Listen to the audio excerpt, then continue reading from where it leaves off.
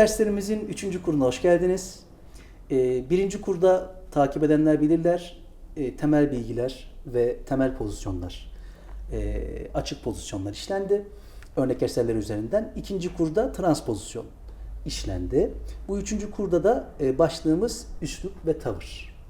Bu üslup ve tavır konusunu da müzik yazısı, yani şu anda Türk müziğinde de halihazırda kullanılan nota üzerinden oradaki nüans işaretleri ni de kullanarak onunla etkileşime girerek o nüans işaretlerinin, müzik yazısındaki nüans işaretlerinin üslup ve tavırla etkileşimini göz önünde barındırarak ve Türk müziğindeki yorumunu aslında bir nebze de ele alarak işleyeceğiz.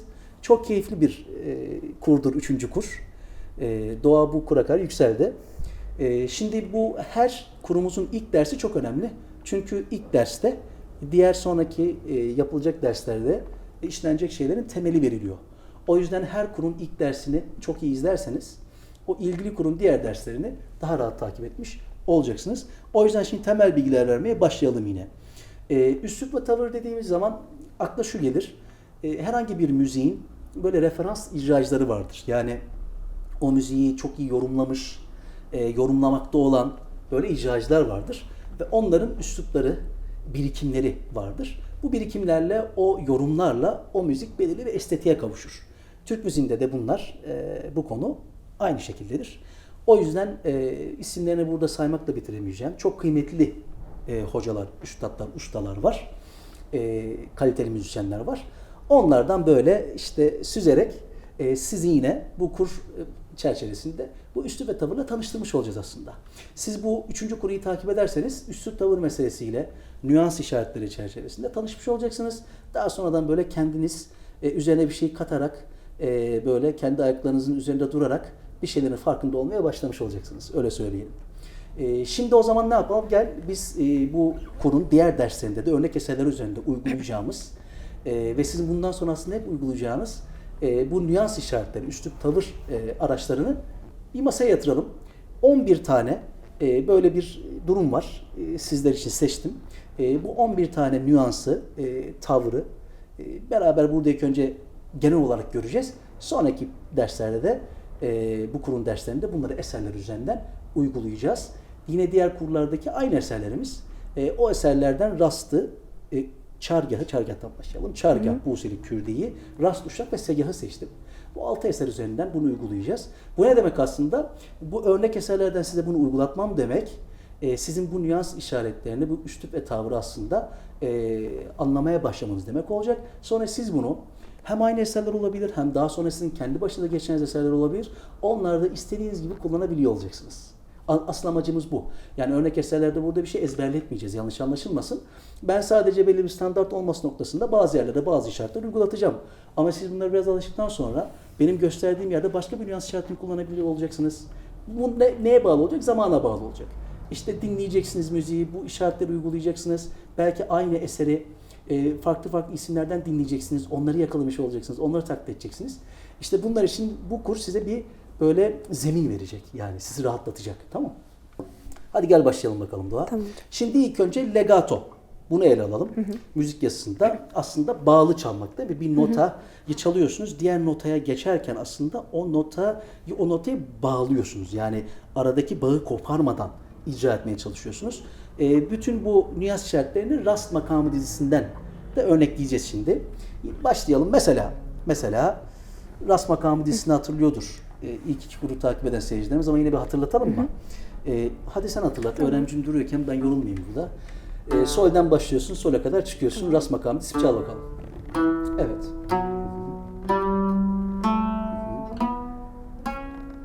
Güzel. Geride dön bakalım. Güzel. Hatırlamışsınız diye düşünüyorum. Biz şimdi ilk kurda temel pozisyonlar, ikinci kurda transpozisyon yaptık ya. O yüzden Doğa ikisini de karıştırarak, tamam mı? Yani hem kapalı pozisyon hem açık pozisyon çalabilir. O noktada şaşırmayın. Şimdi Doğa, Rast Makamı dizisini Evet. çaldık.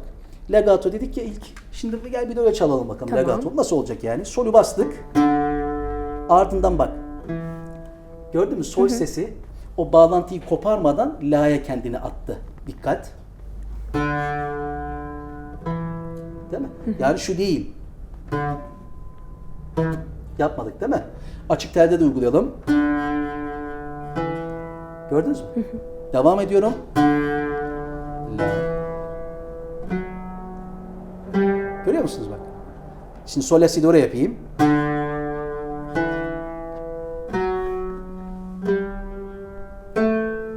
Hadi senden biraz peşte alalım. Legatolu. Bağlı çalım. Güzel. Güzel. Budur. Bak bir nota başka bir notaya geçiyor ama onunla bir bağ kurarak geçiyor, tamam mı? İşte bu legatolu çalımdır. Ve yine görseller paylaşacağız. Burada çok kıymetli arkadaşlarımız var. Ekibimiz var, yönetmemiz var. Çalışanlarımız, kardeşlerimiz var. Onlara söylüyoruz. Burada görseller paylaşıyoruz. Bunun görselini de koyacağım. O görselde göreceksiniz böyle bir bağ vardır böyle. O notalarda o yazıldı mı ilgili notalar bu şekilde çalınır. Legatolu bağlı çalınır. Tamam mı? Şunu da belirtelim. Türk müziği özellikle klasik repertuar aktarımında bu işaretler tam anlamıyla uygulanıyor mu? Uygulanmıyor. Ama ben öğrencilerime öğretirken bu üslup tavırı, çünkü bu notayı kullandığımız için biz müzik yazısını, ben bu işaretlerle öğretmeyi yeğliyorum. Yani tercih ediyorum. Siz de öğrendikten sonra başkalarına aktarırken bu işaretlerle kullanırsanız işaretleri çok rahat edersiniz.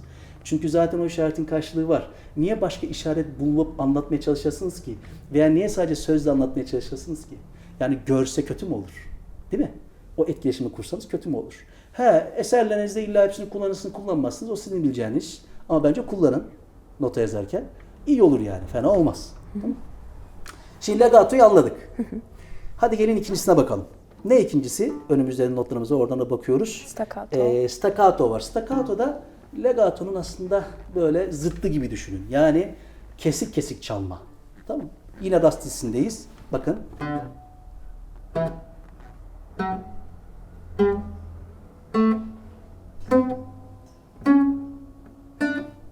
Bu staccato. Hadi bir tane bakalım rast dizisine.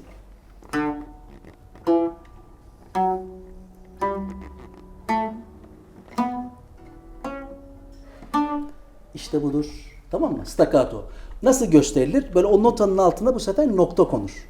Notaların altında, ilgili notaların altında böyle nokta görürseniz veya çengel aşağıdaysa, o yuvarlak yukarıdaysa o yuvarlağın yukarısındadır yani. İlgili notanın çok yakınında noktalar görürseniz onun bu şekilde çalınması gerektiğini anlarsınız. Ve bu müzikte gerçekten kullanılır. Müzikal cümlelerde, Türk müziğinde, üslupta, tavırda bu vardır, kullanılır. Burayı da anladık galiba. Evet. Devam edelim, hızımızı kesmeyelim. Şimdi geldik tremolo görüyorum notlarımızda. 32'lik tremolo olarak direkt gösterdim. Onu da göstereyim, bir nota görürsün. Notada böyle 3 tane çeltik atmıştır mesela. Bu 32'lik tremolodur. O da çok kullanılır Türk müziğinde, mızraplı sazlarda. Ne yapacağız? Diyelim bir re notası gördük. Bu re notası dörtlük bir nota olsun. Böyle çalmak, değil mi? Gündemde çalabilirsiniz. Ama onun için ne yaparsınız? Onu böyle çalabilirsiniz. Bak bilek çok serbest, tamam mı? Kesinlikle burası kasmıyor. Parmaklar da serbest. Ve elinizde teli okşuyorsunuz. Hızlı bir şekilde aynı tele vuruşlar atıyorsunuz. Buna tremolo uygulaması biz Türk müziğinde diyoruz. Bu şekilde uyguluyoruz. Hadi bir R'de dene bakalım. Normal bir R vur ilk önce. Bir tane dörtlük R vur bakalım. R telinde. Açık tel olarak vurabilirsiniz. Şu telimiz, R telimiz. Şimdi bu tele R notasını tremolo olarak çal bakalım. Güzel. Aynen böyle işte. Mesela mi'yi çalalım. Dörtlük mi. Böyle yazılmış ama altında da 3 tane çeltik var. Notada gördün. Ne yapacaksın onu? Nasıl yorumlayacaksın o mi'yi? diye yorumlayacaksın. Aynen öyle. Anlaştık mı? Tremolo bu. Şimdi gel yine dizimizi çıkalım aynı şekilde. Tamam. Soldan başlayarak.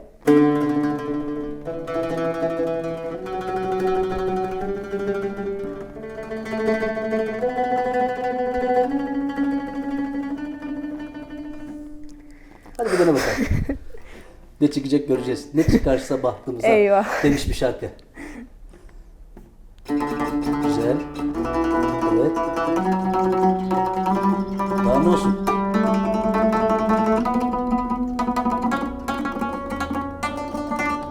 Gayet güzel. Sonda bir isyan etti. Sonda bir isyan etti. Buraya doğru zaten ut geldi, isyan etti. Ama oraya kadar güzel geldi. Bence gayet güzel. dediğim gibi Doğa daha önceki derslerde bahsettik. Cello icracısı. Orada yay var değil mi? Ona temalı çok Yayla. güzel oluyor. Şimdi bunda mızraplıda da bu başarıyı elde etmesi 3 hafta gibi kısa bir süre içerisinde Ya, bu o da kadar eline evet. alalı. Bence gayet takdir edilesi bir şey. Teşekkür Güzel yaptın ederim. yani. Sağ olun. Seyircilerimize lütfen bunu denesinler, durdursunlar. Ben yaptığım zaman kendisi denesin. Sonra doğadan dinlesin, tekrar kendisi yapsın. Bunu birkaç defa yaptıktan sonra arkadaşlar eliniz ufaktan böyle açıldığını göreceksiniz. Baştan ne yaparsınız? Biraz belki yavaş yaparsınız böyle. Böyle yavaş giderek. Yaptıkça böyle. Tamam. Böyle sesler çıkmaya başlar yani. Çok zor bir şey değildir. Devam edelim mi? Tamam hocam. Sonra ne gördük orada? Bir tril görüyorum galiba. Evet, Değil mi? evet. Hı hı. Tril görüyoruz. Hadi trili uygulayalım. Trilin de Türk müziği uygulamasında birkaç opsiyonu var. En çok kullanılan opsiyonları, o yorumları göstermeye çalışayım. Şimdi yine mi notası gördük mesela. Orada da ona örnek vermişiz. Mi'yi bastık. Nüans işareti yok. Bunun üzerine TR yazarsa, şekillerde göreceksiniz görsellerimizde. TR yazdığında ne yapıyorsun? Bunu diye çalıyorsun. Şu anda mızrap bulmuyorum ben. Böyle bir yorumlayabiliriz. Mi fa mi fa mi. Mi fa mi fa mi. Mi fa mi fa mi. Mi fa mi fa mi.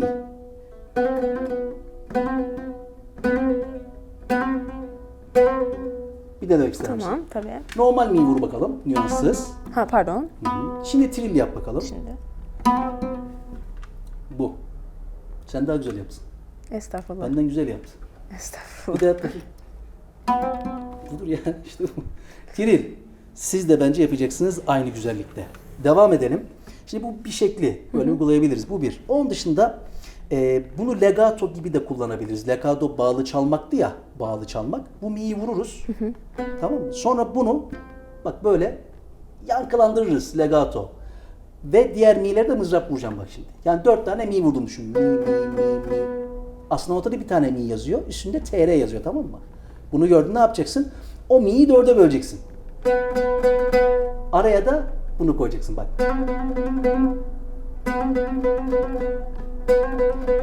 Sonuna da ben bir tane daha mi cümlesi ekledim. Cümle tamamlansın diye. Tamam. Mi fa mi fa mi fa mi fa mi. Ama fa legato, çarpma gibi. Tamam mı? Hadi bir de bunu uygula bakalım, en son gösterdiğimi. Tamam. Gayet güzel. Bir daha yap. Güzel. Bakayım orada fa da koymuşum. Hadi fa natürel. İkinci parmağa basar mısın fa natürel? Yani. Bunda da bu sefer değil mi? Sol, artık ilk iki kuru izleyenler bilirler. Kapalı olarak burada bir sol var değil mi? Dördüncü parmak aşağı giderli, aynen. Hadi fa sol fa sol fa sol fa sol yap bakalım. Tamam. Fa notasının üzerine tr görseydiniz böyle çalabilirdiniz. Tamam.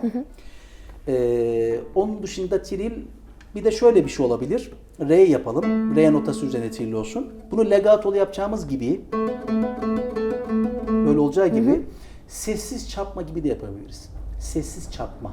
Re notasından bir de bu bir opsiyonu daha gösterelim. Sessiz çarpmalı opsiyonu var. Legatolu şöyleydi ya. Diyelim re, üzerine tril işareti var diye çalabilirdik. Bir de bunu böyle legato gibi hissettirmeden, gördün mü bak, şu değil. Ne oldu bu sefer? Susturdu sesi. Fark ettik mi? Sessiz çarpma gibi.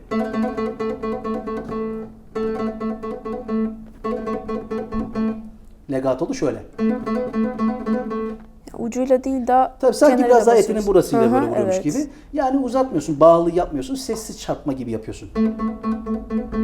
Bir dene bakalım. Güzel. Budur. Anlaştık mı? Şimdi gel dizide bunu çıkalım. Tamam. Dizide çıkalım. Ve şu haliyle çıkalım istersen. Yani legatolu yapalım.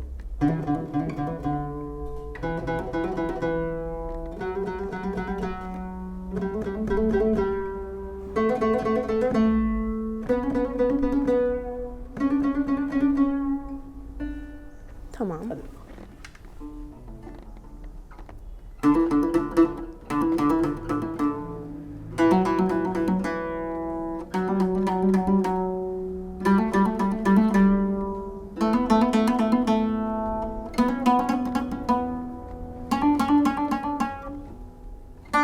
Güzel. Şimdi ekran başındakilerine şey diyor gibiyim. Ya şu parmak gitmiyor.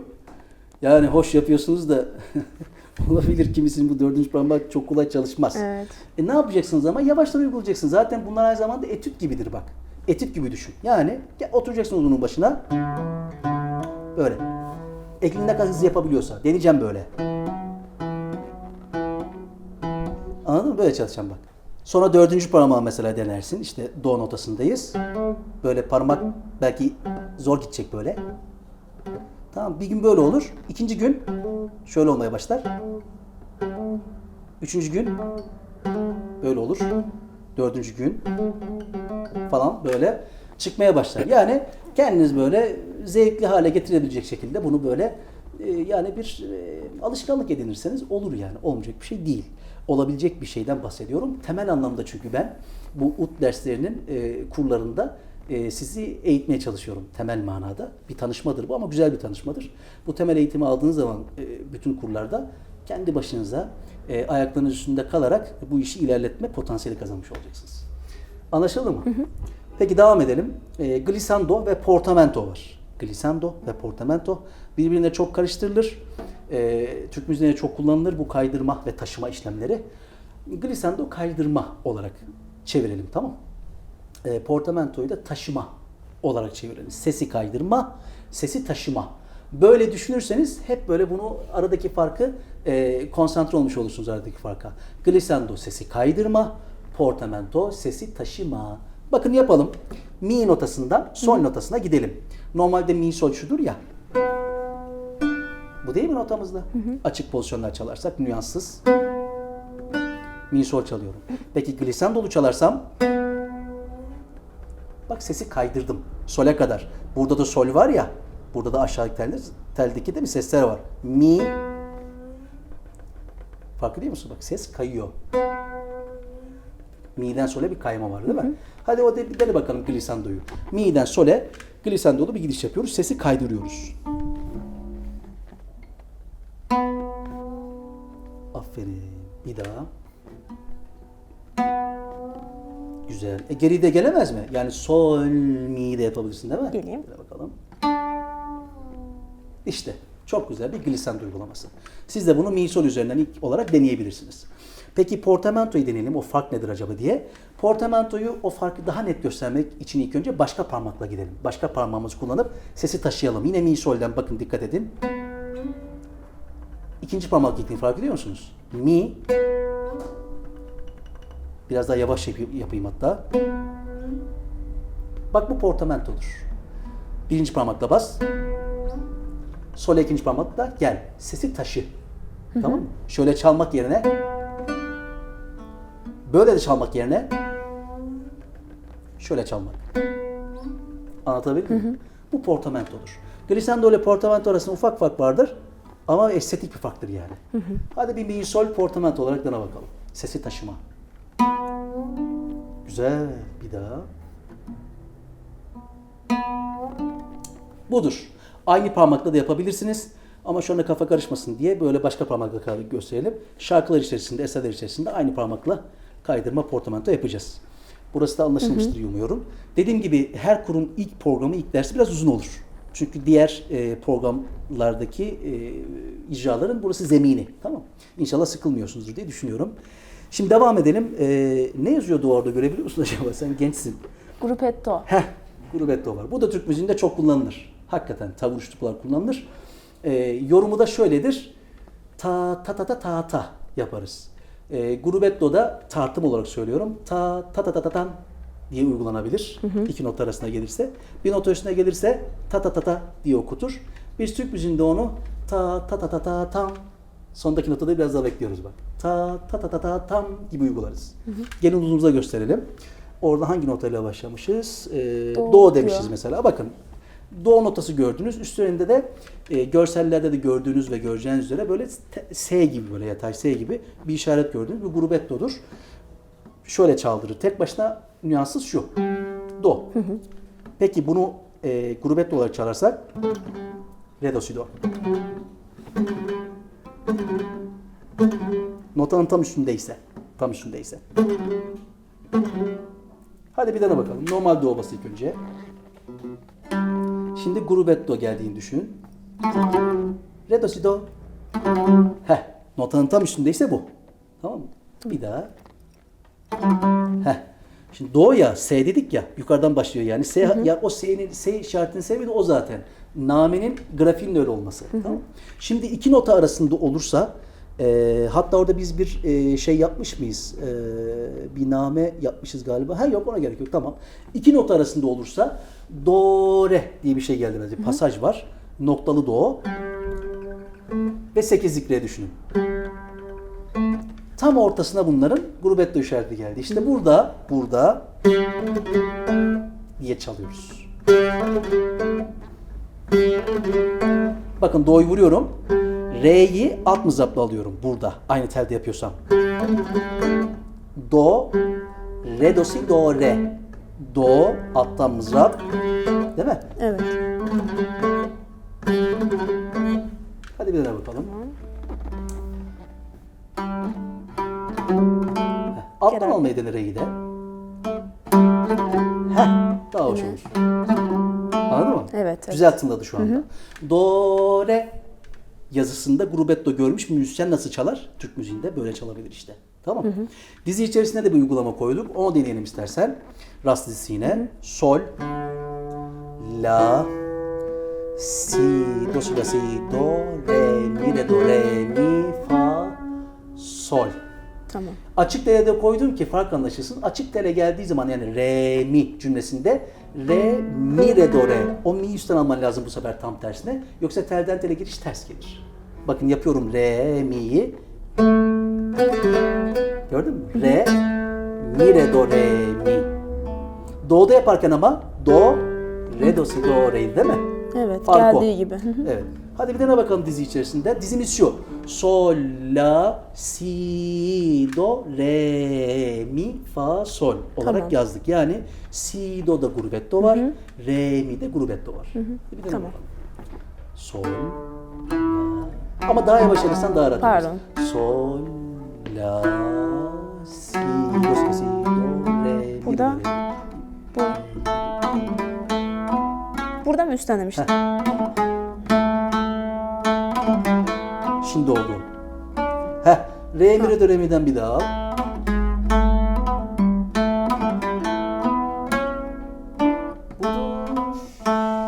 Re mi re do re mi. Mi fa sol. Eğer mi'yi ters alırsan çünkü ters böyle geçmek zorunda kalırsın bak. Telden tele. Evet. O hızda da bu biraz zor kaldırır. Tamam mı? Böyle geçersen zor kaldırır. O yüzden yaparsan rahat alırsın. Grubetle mevzu anlaşıldı diye düşünüyorum. Peki devam edelim o zaman. Az kaldı nüanslarımızı. Mordan. Bu da Türk müziğinde çok kullanılır. Hem düz mordan hem de ters mordan kullanılır. Şöyledir mordan. Hangi notadan örnek vermişiz? Re ve mi notalarında bir cümle örnek vermişiz. Görselimizde de göreceksiniz. Re, mi, dörtlük notalar. Burada mi'nin üzerinde mordan nüansının olduğunu düşünün. Düz mordan budur. Mi, fa, mi. Mi'yi böyle çaldırır. Mi tek başınaydı. Mi böyleydi. Mordan gelince mi, fa, mi. Şöyle bir grafik. Mi, fa, mi. Bir daha çalıyorum. Başlı hızlı. Hadi dene bakalım.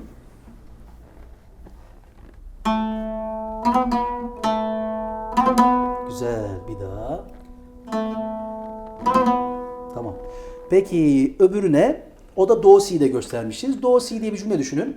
Rast seslerindeyiz her zaman bu kurda. Şimdi si'nin üzerinde ters mordan var. Bu sefer de hani şöyle diye grafik, bu sefer de böyle olacak. Si ile si çalacağız yani. Bak. Do. Do. Özellikle bu çok uygulanır Türk müziğinde. Çok uygulanır. Bakın. Bir cümle kuralım böylesine.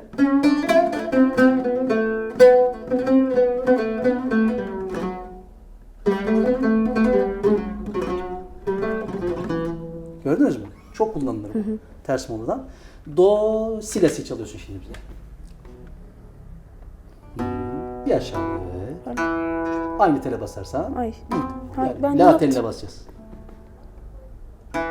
Heh, orada do var. İkinci parmak do. Birinci parmak si. Budur işte. Bir daha dinleyelim. Güzel. Si notasını do'da mordanla çalmış oldu. Ters mordanla çalmış oldu. Dediğim gibi çok kullanılır bu da. Devam edelim istersen. Ne geldi? Hatta orada bir cümle yapmışız. O cümleyi de çalayım ben. Bir örnek cümle yapmışız rast yine. Mi, re, do, si, la, si, re, do, si, la, sol, la, do, si, la, sol. Örnek cümlemiz bu. La'da da olduğu zaman ne yaptım? La, sol'e yine ters la almak zorunda kaldım bak. Rahat çalayım diye değil mi? Evet. Şöyle. Çünkü böyle alsam zorlanabilirsin bak. Değil mi? Zorlanabilirsiniz. O yüzden ne yaptım la'dan oradan varsa? Tersten başlayıp böyle yaptım, tamam mı? Tamam. Hadi dene bakalım. İlk önce mi, re, do, si, la, si çalıyorsun. Mi, re, do, si, la, si. Re, do, si, la, sol. Hayır. Heh. Bu. Aşağı böyle mızrabın akacaklardan sonra.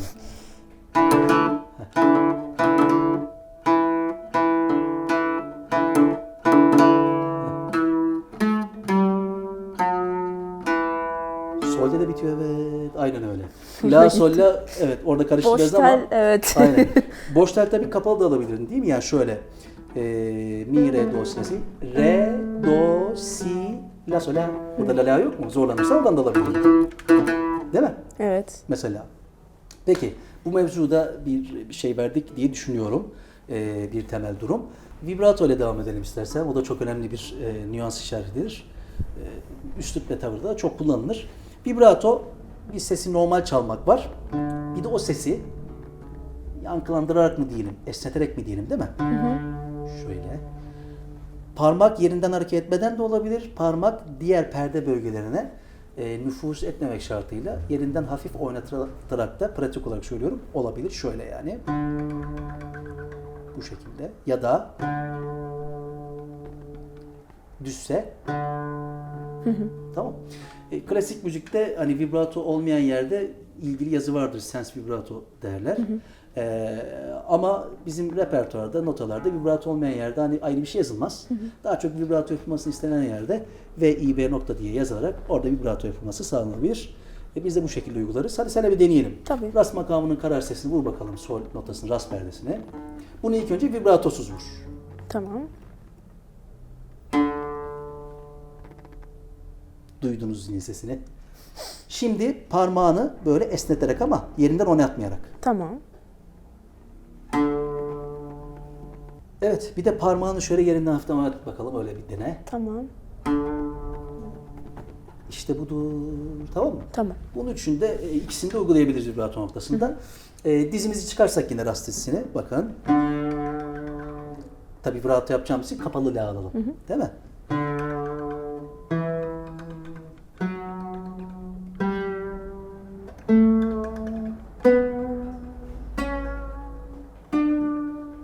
Tamam. Hadi bir dene bakalım.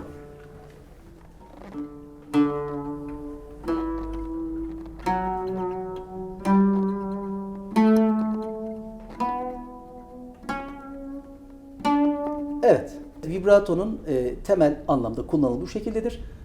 Derinleştikçe işin içerisinde bunun şiddetli uygulanması var, hafifçe uygulanması var.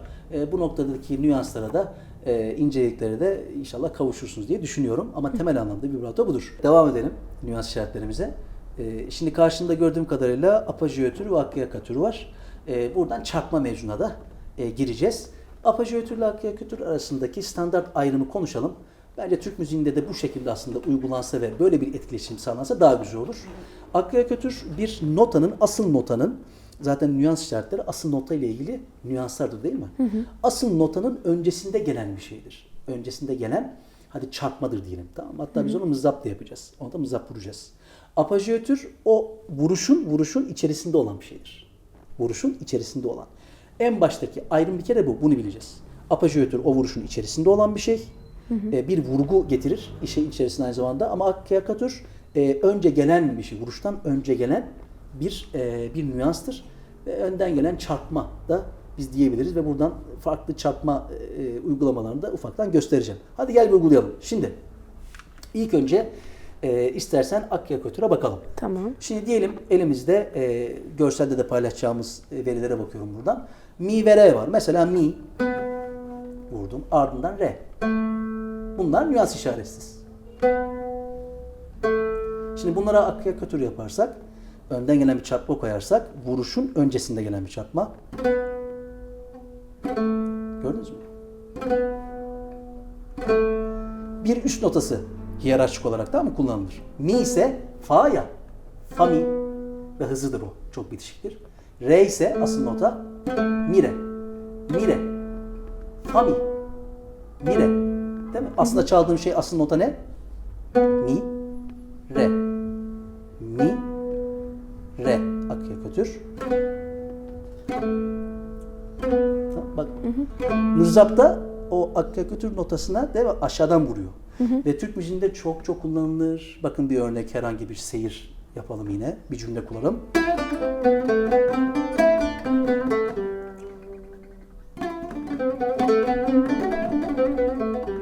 Gördünüz mü? İş hemen nasıl değişti? Aynı cümleyi bir onsuz çaldım, bir de onunla beraber çaldım.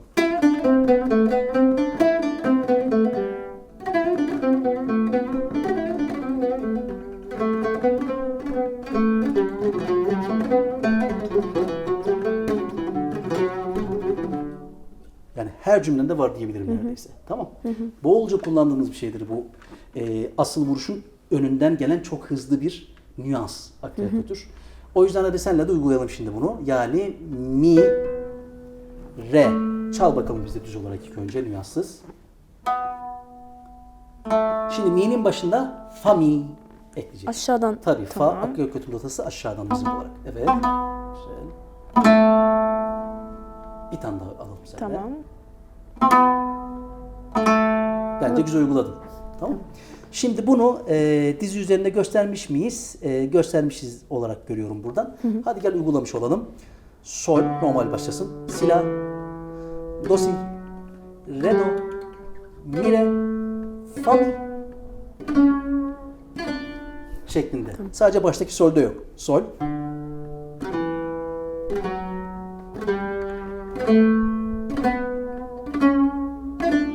Hadi bir dene bakalım. Sol.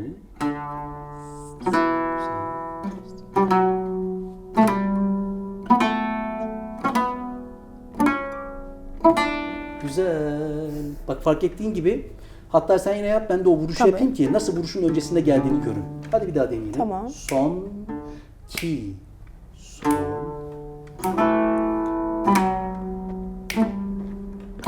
Görüyor musunuz bak? Öncesinde geliyor. Fark ettiniz mi izleyenler? Bak. O yapıyor, yani şunun öncesinde, asıl vuruşun öncesinde gelen bir şey. Çok öncesine gelip asıl notaya bir nüans katıyor, tamam mı? Şimdi apajötür aynı nota içerisinde dedim ya. Yine rastisi düşünün. Onu şöyle çalacağız. Sol, si, la, do, si, re, do. Bu apajötürdür. Standart anlamda. Bak notayı ne yaptı? Böldü. O vuruşun içerisinde olan bir şey. Bir vurgu kattı. Normal şu ya. Sol, la, si olan şey. Sol, si, la, do, si, re, do. Görüyor musunuz içinde? Tam Tam ikiye öbürü neydi? bölündü. Tatam. Tatamdı değil mi? Hadi gel apajötür uygulayalım. Bunu istediğimiz gibi alabiliriz. Bence üst üste yapabilirsin, üst alt da yapabilirsin. O Tamam. vurgu istediğin vurguya bağlı. Ben burada iki daha vurgu olsun diye şöyle yaptım. Üst üst değil mi? Üst alt yaptım. Üst alt tamam.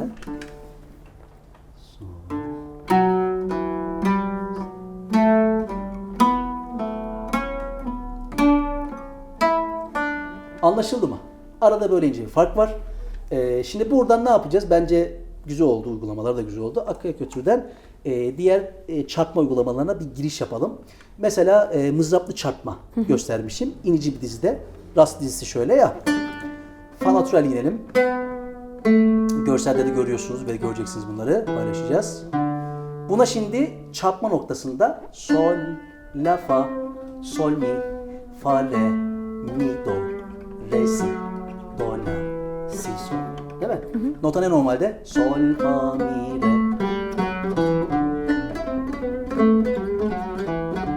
Mızraplı çarpma. Hadi bir dene bakalım.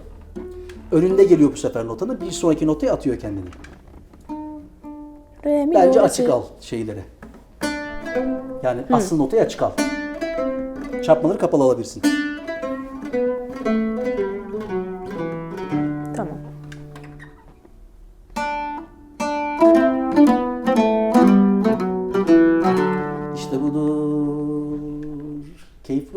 yapabilen bir öğrenciyle onunla keyifli. Teşekkür ederim. Yani şimdi yapamasaydık Ali sabaha kadar buradaydık. Güzel, tebrik ederim. Teşekkür ederim. Şimdi ne yapalım? Bunu legatolu haliyle yapalım, olur mu? Mızrap vurmayalım yani. Aynı hareket fakat mızrap vurmayacağız. Bakın.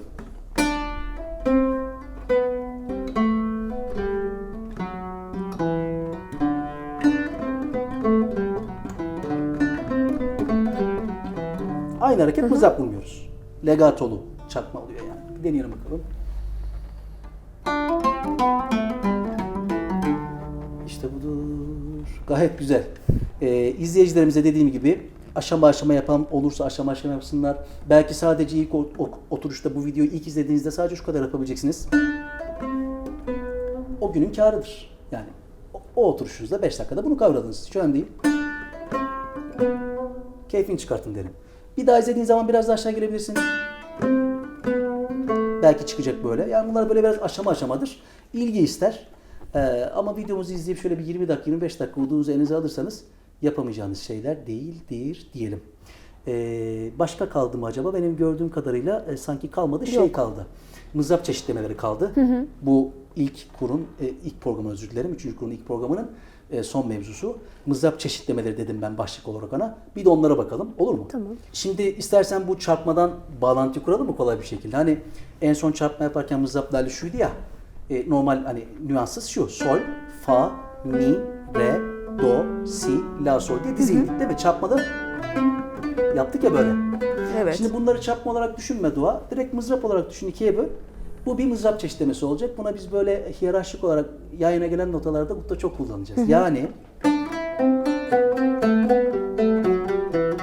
sol, la, fa, sol, mi, fa, re, mi, do, re, si, do, la, si, sol. Aslında nota sol, fa, mi, çalarken yapamadım. Sol, fa, mi, re, do, si. Değil mi? Nota bu aslında. Evet hocam. Bu neymiş? Mızrap çeşitlemesi. Böyle bir şey mi gördün pasaj? Hemen onu böyle çeşitlendirebilirsin, tamam mı? Mesela la, sol, fa mı yapalım? Böyle bir pasaj var. Diye çalabilirsin.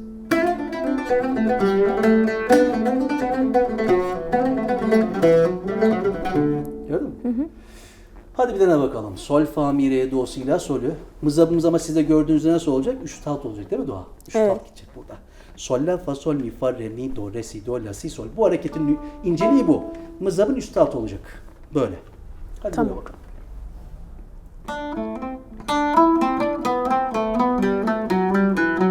Güzel. Kapalı aldı Doğa. Öyle de yapabilirsiniz. Açık da yapabilirsin. Yani şu. Tamam. Doğrudur yaptın ya. Bunu. O Bu şekilde tabii de tını yapayım arama. mı? İsteyen bunu duymak ister. Açık tenin sesini duymak isteyen bazen. Bazıları da kapalı telin tınısı duymak ister. Tamam mı? İki şekilde de uygulayabilirsin. Devam edelim mızrap çeşitlemelerine. Mızrap çeşitlemesi 1 diyelim buna. Tamam mı? Mızrap çeşitlemesi 2. Ona bir bakalım. Mesela re notası vurduk. Böyle notada böyle bir re notası gördün. Herhangi bir tek başına bir nota gördün. Onu ikileyebilirsin. İkiye bölebilirsin bak. Bir böyle çalmak var onu. Bir de böyle çalmak var. Çok basit. Hadi bir dene bakalım. Bir re vur ilk önce. Böyle bir nota var. Bunu doğa veya siz nasıl uygulayabilir misiniz isterseniz? İkiye bölebilirsin. Tamam mı? Mızrap çeşitlemeleri, üslup tavırı konuşuyoruz. Bu ikiye bölümün bir tanesini, Doğan'ın çok sevdiği konu, bir tanesini yukarı atabilirsiniz. Bir oktav yukarı eş değerine. Şuydu ya re re. Ne yapacağım? Gördünüz mü bak? Re re. Re re. Halbuki çaldığım bu. Dene bakalım. Buydu. Heh. Yaptık. Güzel. Net anlaşılması için ilk önce re diye vur, ardından re re diye bize bir icra et. Tamam.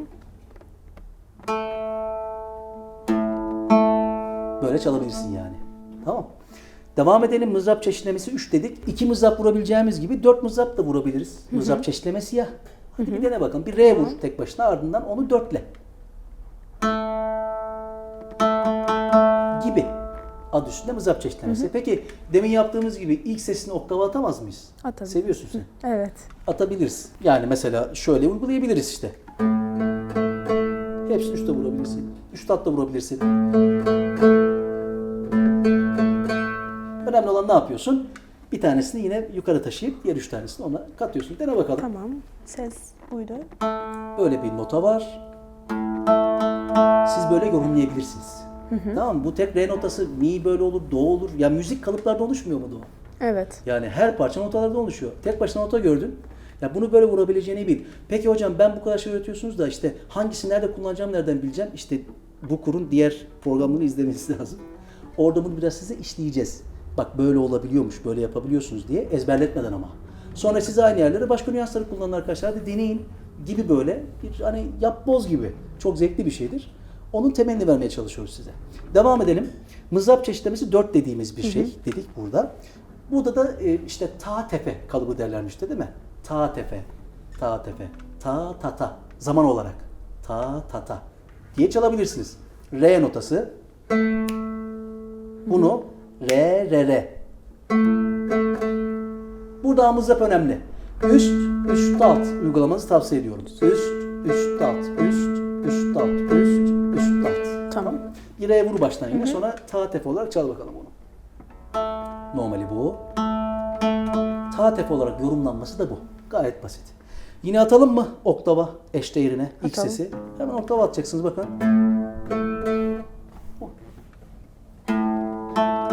Çok kullanılır. Kanunda, bağlamada, utta. Yani Türk müziğindeki mızraplı sazlarda, klasik repertuarda, popüler müzikte, enstrümantal müzikte, klasik repertuarda, popüler müzikte, enstrümantal müzikte hakikaten yani.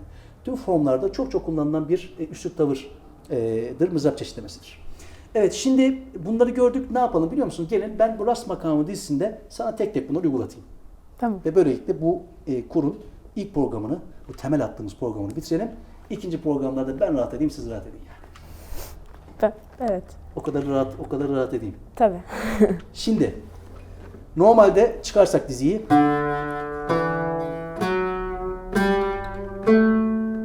vibrasyon falan yapabilirsin artık öğrendiğiniz için. Hadi Tamam. bir dizi bakalım bize. Bunu böyle yapalım.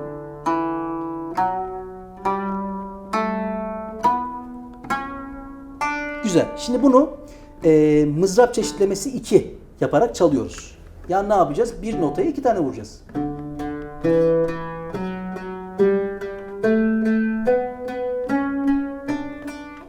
Tamam.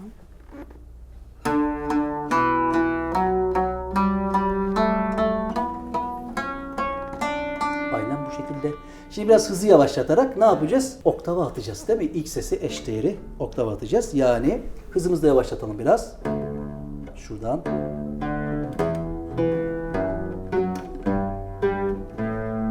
Burada işler biraz zorlaşabilir. Sol şu oktavı. Oktavı birinci parmak bu. Tamam mı? La burası. Hani rast çaldığımız için dördüncü parmakla almış olalım. Si. Do tekrar sol gibi. Re ikinci pozisyona geçebilirsin. Mi birinci parmak almış olacağız. Fa diyezin üçüncü parmak ve sol ikinci parmak. Hadi tek tek bir deneyelim. Tamam. İlk önce rast perdesi ve kaba rast perdesi. Bunları niye böyle cesaretle gösteriyorum size? Birinci kuru izleyenlere bu tek tek tanıttık ilk derste. O kadar da aklımız olsun. Değil mi? Evet hocam. Burada zorluk çekenler ilk kurun birinci dersini lütfen izlesinler. Çok kolay bu derse adapte olurlar. Tamam mı? Tamam. Bas bakalım şimdi kaba rast. Birinci şey kaba sol.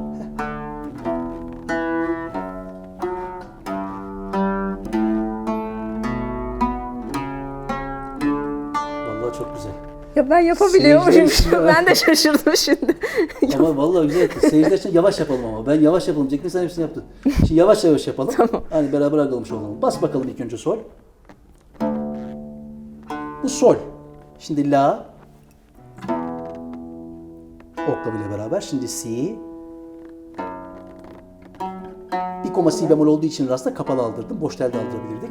Şimdi do en köşede. Yine en köşede. Evet. Re şimdi yine boş tel olarak. Mi. Sonra boş tel. Evet. Fa diyez. Ve sol. Evet. Tek tek deneyin. İlk çalışanlar, ilk adapte olanlar tek tek denesinler. Sol neydi düşünsün böyle.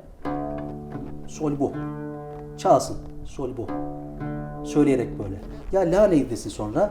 La'da bu teldeydi yine desin. Buna bassın. Peki bunun oktavı neydi falan desin böyle. Heh bu desin. Böyle tek tek. İşte ne bileyim mi. Hatırlamaya çalışsın. Ya fa diyez neydi falan. Hoca nasıl çalmış falan. Böyle böyle yaparsınız bunu, tamam mı? Böylelikle ne olmuş olur? Bir nüans bu. Diye çaldırır bize. Geri de dönebilirsiniz.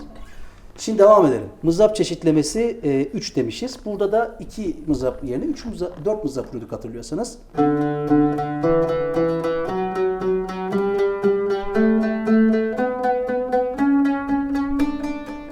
Hadi bakalım.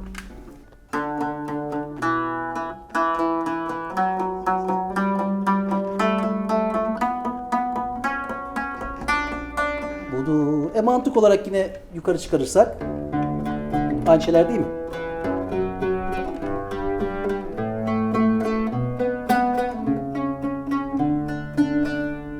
Yapayım mı hocam? Hadi bir dene bakalım. Tamam. Bir kere de çiçek mi acaba? Hadi bakalım.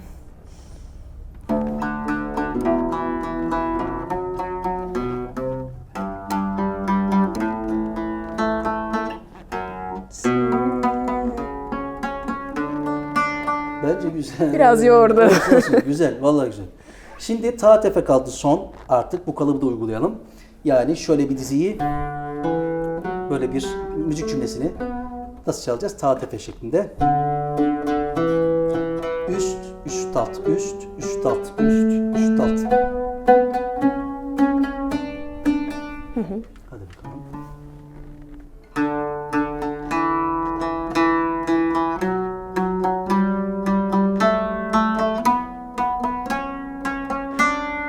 Budur. Yine ne yapalım? İlk sesi oktavına atalım aşağıya.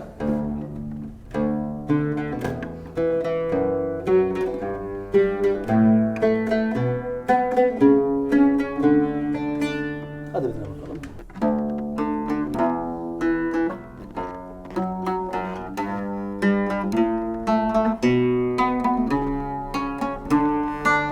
Budur. Anlaştık mı? Anlaştık. Benim görebildiğim kadarıyla başka bir şey kalmadı. Yok. Böylelikle 3. kurun temel atmaya çalıştığımız ilk dersini böyle tamamlamış olduk. 2. programdan itibaren seçtiğimiz örnek eserler üzerindeki, bunlar 1. kurda da 2. kurda da aynı eserlerde. O eserler üzerinden 6 tanesi üzerinden uygulayacağız. Bence bu bölümü iyi izlerseniz ve diğer bölümlerde çalışırsanız bu üslup tavırlar, nüans işaretleriyle güzel bir tanışıklık sağlayacaksınız diyorum. Kendinize çok iyi bakın. Görüşmek üzere.